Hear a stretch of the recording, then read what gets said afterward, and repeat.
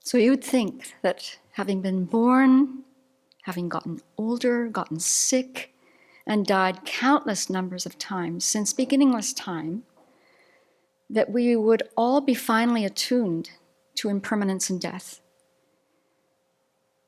And, from a young age, we would have this appreciation of at least 2 of the 3 points. And even if we're not Buddhists, we would know death is certain, and the time of death is uncertain. So I said, we just now, I'm talking to myself, I should know this by now. So there's 2 moments that stand out in my life before I met the Dharma that show that I had some inkling, but then it got all covered over again by the usual ignorance, and hanging out with my best friend, self-centered thought. So the first moment happened the day that I turned 10. And I remember clearly sitting at the breakfast table thinking, I've just turned 10. Now I've entered the 2 digits. It's all downhill from here. And I know for a fact that I did not hear any adults say that. They would say things like, oh, you're growing up too quickly. Or, we'd say, I wish it was Friday so that the test Thursday was over and don't wish your life away. But I know for a fact nobody said that. I just thought, 2 digits. It's downhill. And then the second time was the week that I turned 30. And so I clearly remember again, it was a beautiful June day. I went to Safeway after I taught school that day, and I got some groceries, and I was heading out to the parking lot. It was just gorgeous, and I was going to go and walk by the river. And this young kid comes over to me. He's doing the shopping cart thing. And he says, ma'am, would you like help with your bags? I'm 30 years old. Come on. And then again, I thought, ma'am. Okay, I haven't been called ma'am before, but now again, here it is. It's over. It's downhill from here.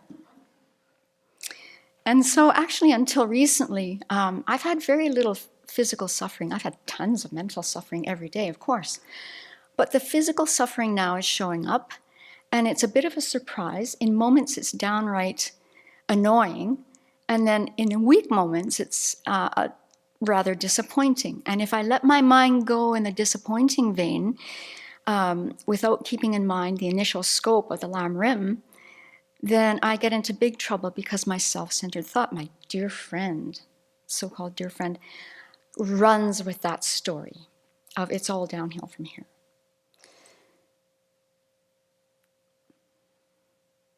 And then, of course, with the self-centered thought running the show, then the recognition of other people around me, that there's 8 billion people on the planet, not to mention all the animals, their suffering in many cases is far worse what I'm going through right now.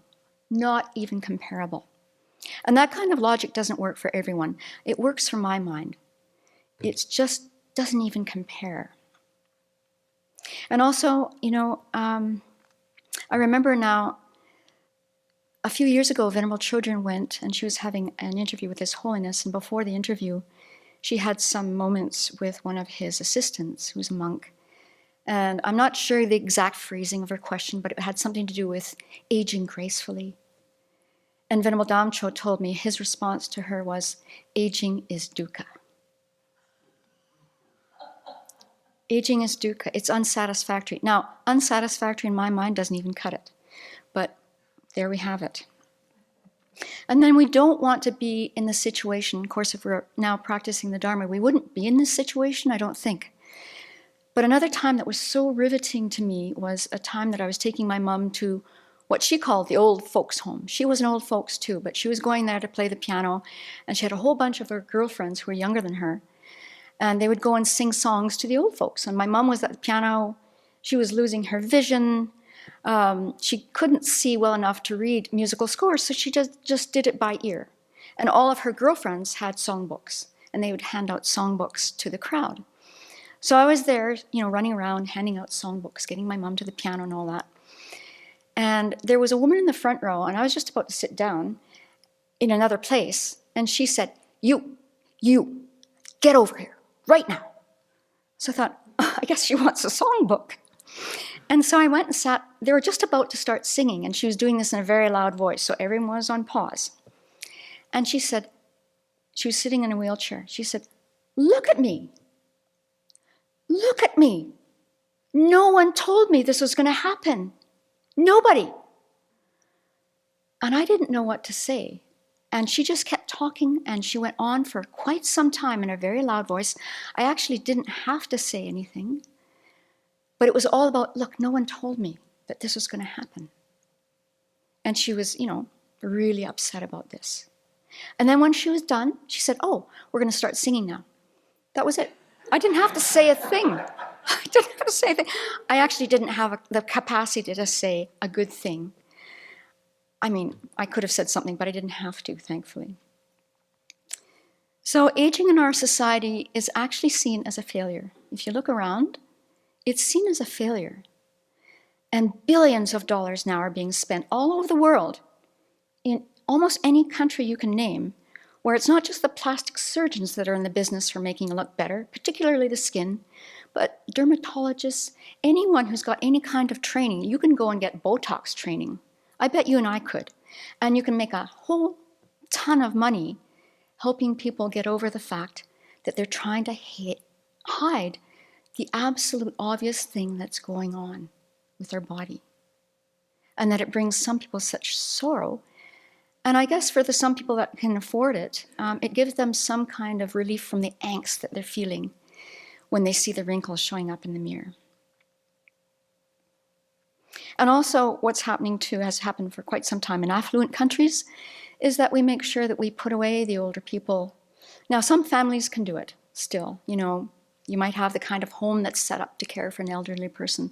But for a lot of people, it's just not possible that, to manage the person carefully, doing the bathroom things and all of that, it's just not possible to care for people as they age. And so I see more and more that younger generations have really not a really good idea about what aging is looking like and what really old age looks like.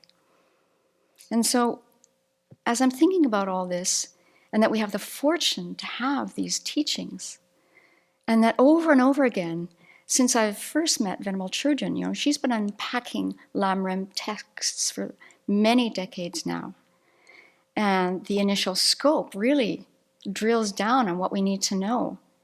And we really get familiar with the Buddhist worldview about death and impermanence. And now, every time we get a teaching from Geshe Tupke, he can spend an hour on the Lamrim topics.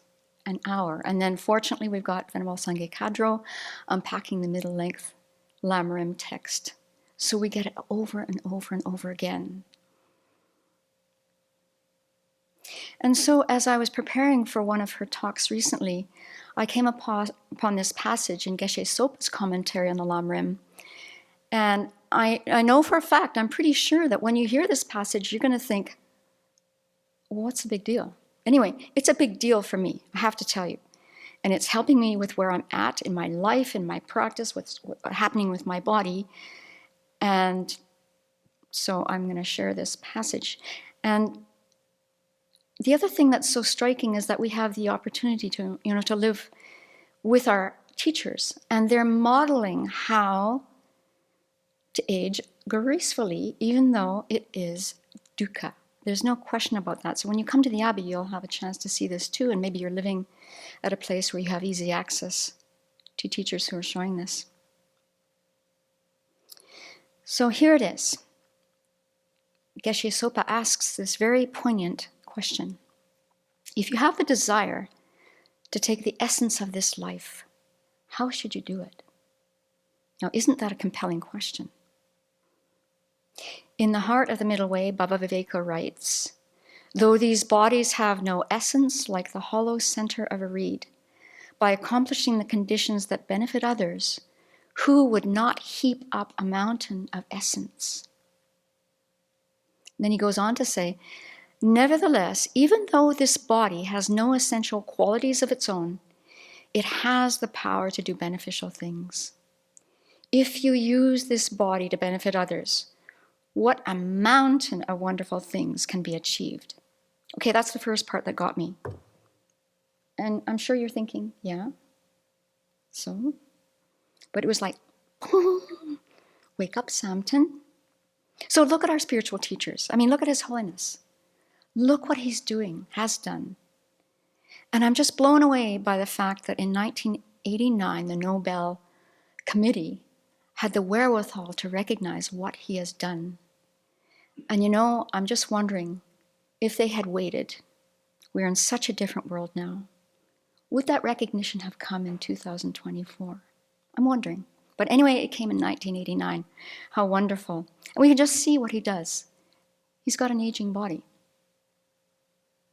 And then I can get away with this next part because Venerable Children's in Taiwan, and she can't scold me in person right now. So look at what Venerable Children has done, continues to do. And a long time ago, I don't know how long, but she had the idea she would start a monastery with the help of another monastic or two. That was her aspiration. And so different people were kind of lining up with her. And it seemed like there was one in particular that was lining up that was going to make this thing happen. And then causes and conditions didn't come together, and it didn't work out. And so, you'd think at that point, Venerable Children could have easily have said, okay, it's obvious the causes and conditions aren't here, I give up. Maybe next life, maybe some life way in the future, but look what happened. She didn't give up. And so she came here with 2 cats. So 2 cats, what are cats going to do? Well, they're very loving, but starting a monastery with 2 cats. And sure, yes, of course, students all around the world, and the Seattle students came, and more people came. But the courage and the fortitude to do this by yourself, think about it. I think about it, and I know that this person in this life, no way, I don't have it. But she did. And so she teaches she teaches us, she listens to our problems, she gives us advice, she tells us where to, find the practice in the teachings. She teaches around the world. She's writing books with His Holiness the Dalai Lama. Often, I'm sure, she is in an aging body. I'm sure there's many times where she's not feeling well or she's tired, and she continues to show up and she teaches. And there is no discussion about what's going on with the aging body. And so Geshe Sopa continues, and he says, well, who wouldn't use their body in this way to benefit others if they're seeking the highest goal? It'd be crazy not to. And then Baba Viveka continues, and this is the part that really is the explosion part. He says, noble people who possess compassion, with bodies that moment by moment are the basis of old age, sickness, and death, make them the source of happiness for others. Okay, again, you're probably thinking, what's the big deal? But that was the bomb in my head. With these bodies that are aging, they're making it the source of happiness for others. So let's think about it. Aging. It's all we know. In the 4, birth, aging, sickness, and death, how long does conception take? Seconds? How long does it take to die? Maybe a few hours, some days? I don't know if we're aging in the bardo. We can ask our teachers about that. But it's all we know. Aging. Over and over and over again since beginningless time. So again, I say to myself, you would think that with all this experience with aging in samsara, that I would be an expert on it. That I'd come into the next life thinking, I am so fed up with this. I am so sick of samsara. I've got to get out of here. But no. My best friend, self-centered thought, just takes me on this ride that I've been on since beginningless time. And then look, just all around us, impermanence is everywhere in plain sight. And until we encounter the teachings of the Dharma, or you're very astute from a previous life, wasn't my case, oblivious, completely oblivious to what's actually going on.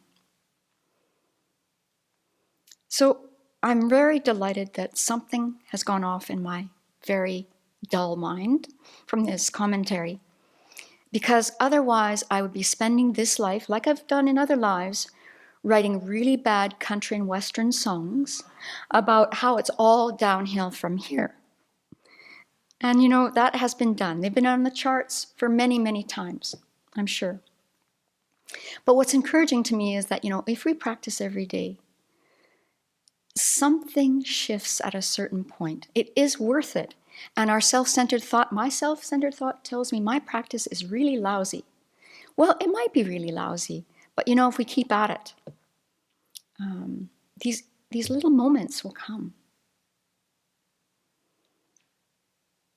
And then eventually, as Bhavaveka has taught, noble people who possess compassion with bodies that moment by moment are the basis of old age, sickness, and death, make them the source of happiness for others.